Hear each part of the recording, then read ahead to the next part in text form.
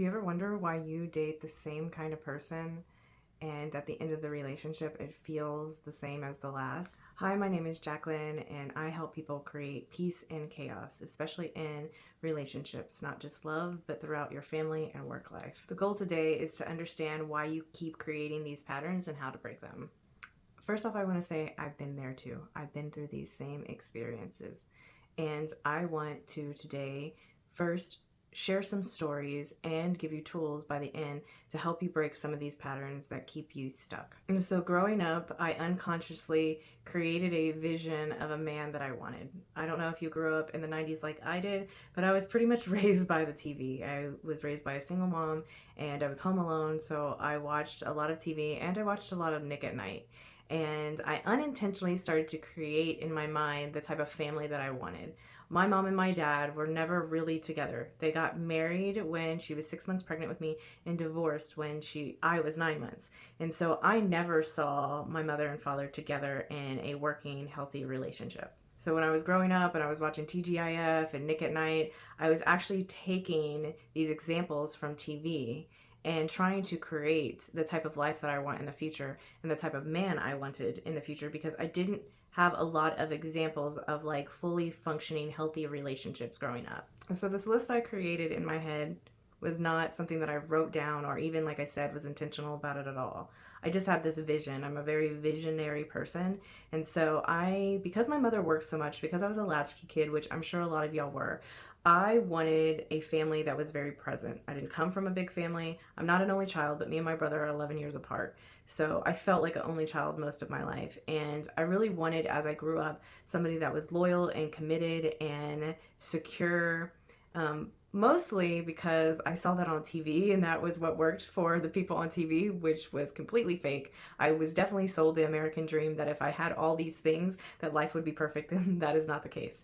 But when I was a teenager, I had some moments of clarity in realizing that I was picking up bad behaviors in relationships from people around me. I remember at 17 where I was standing on this apartment balcony and realizing that when I had a good boyfriend in my life, I was no longer interested in them.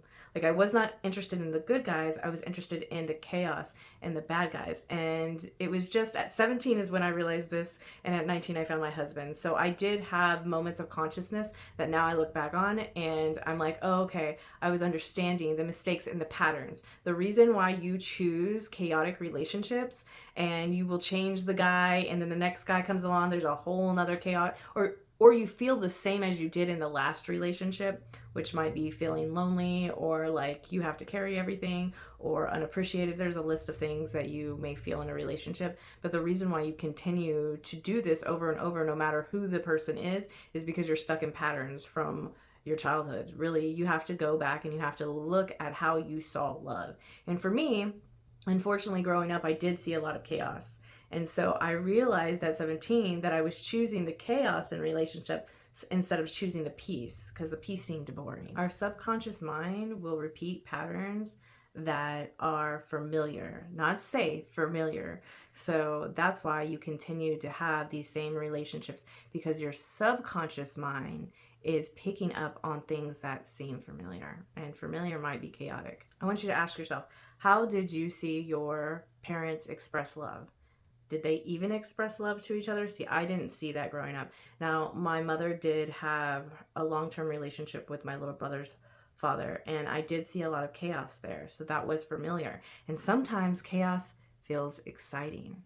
So subconsciously, you might be choosing the exciting guy or girl, but what it is you just choosing a familiar feeling and pattern. I have a funny story. So when I was young, around 17, when I was in high school, there was a kid that went to my high school that had red hair, and I thought he was a jerk. And for some reason, because I was a child, I was like, I will never date a redhead. Like, I completely was like, no way will I ever date a redhead. And then I met my husband at 19, and I didn't realize that he was a redhead until I went to his home and I saw a childhood picture of him, and he had bright red hair, and I was like, that is so bizarre.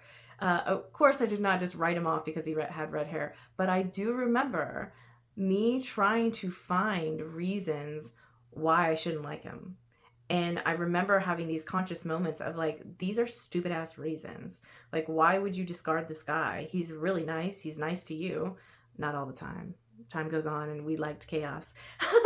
But he was nice to me, and he's still a beautiful, wonderful man. But, you know, growing up, I would see myself completely like discarding guys that were nice. And I was trying to do the same thing to my husband just because, actually, it was because he would say nappy poo and snacky poo, and I thought that was a little weird. And then I remember telling myself, like, why do you care about these things? Like, this is a nice guy, it's no big deal that he says snappy poo. Let me just say, he's never said that again since we've been young, but I just thought it was hilarious that he would talk like that. I really wanted a masculine man, and that came off a little feminine, but I'm glad he is the way that he is. He is very masculine. I see a lot of women and men ignore red flags in relationships. When I was younger, I ignored them too. But I think that it is very empowering to sit down and write a list of what you want in a person, and you can be as detailed as you want. For me, like I said, it was loyalty, a family man, somebody that could provide, somebody. As I've grown older, that list has changed. I need somebody that's more vulnerable and open. I really need somebody that's funny and that I could laugh with. And I also felt like I needed somebody that I could have an intelligent conversation with. And if you do not have those things, or you write down a list of things that you want and you're not seeing that in your relationship, then you're choosing it. I like to give the responsibility back to the person. Even when I'm in my relationship now, I've chose to be in this relationship, and I've chose to work on the issues that have been presented in our marriage now. Also, when I was in church, this is advice I give everybody. When I was in church a long time ago, because I'm not a church goer now, but back in the day when I went to church, the pastor said, which really stuck out to me, and I hold to this day, that sometimes you're in love with your spouse and sometimes you just love them.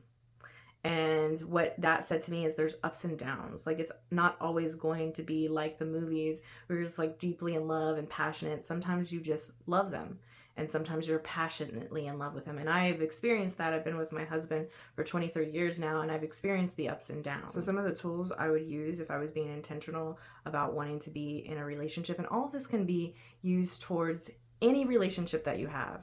It could be a boss relationship, a mother-daughter, a mother-father, a son relationship, a child relationship, whatever. Sit down and write down what you want that relationship to look like and feel. That gives you kind of guidelines, and it puts the responsibility also in your hands. So if you want to feel a certain way in a relationship, when that relationship presents itself, so like if I'm with my son and I want to have a very open relationship with my son where he communicates everything to him, but when he does communicate to me, I shut him down, then that's on me. And that's the same with your own relationship. If you have a list of things, and I'm not saying like you need to have a list like he needs to make $1 million and he needs to be 6 foot. I mean, yes, some of those things, because I was really attracted in guys with like a football, like a broad shoulders. I really like that, and I found that actually my husband is exactly what I wanted. Other than that red hair, like his body type and how funny he was and the love that he had for his family is exactly what I wanted in my life. I didn't realize that until time went on, that, oh my God, I wanted this and I envisioned this and this is what I got. It took me many, many years to realize that that's what I was doing. But I'm here to tell you it doesn't have to take you many years to build these relationships in your life. The reason why you're continuing to date assholes or have chaos in your life is because you're stuck on a pattern. And the only way you're going to break that pattern is to do something different. I don't give a what it is differently. Sorry, I gotta watch my language because of YouTube. But you have to do something different to get a different result. So one, make a list. If you have chaotic relationships in your life, make a list of what you want them to look like. And then if we're just talking about a romantic partner, if you find a romantic partner and they are not meeting those qualifications and there's red flags, it also depends on where people are in their life, because maturity comes into place. You know, my husband is always going to be a 13-year-old boy in some aspects, so we do have to give some grace. But like, if there is a lot of red flags, you have to be able to look at yourself and go, how am I choosing this?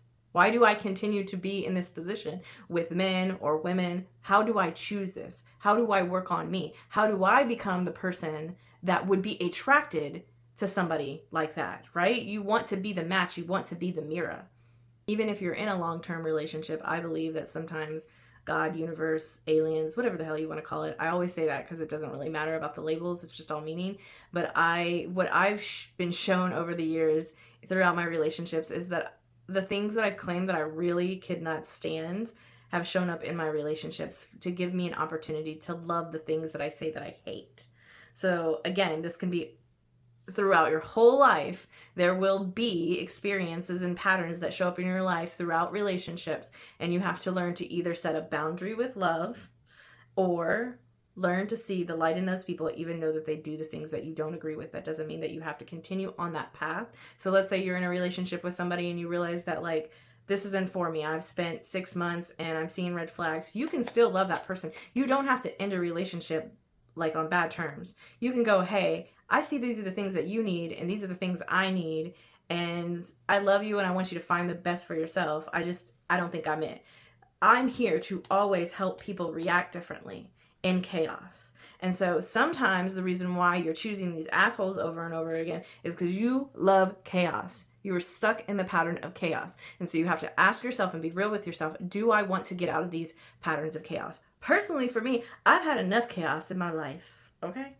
So I am not here to continue with that. So I want to learn myself how to break free through the chaos. If there is something that is presented to me, how do I show up better? How do I hold my peace when chaos is there? And so then I teach you.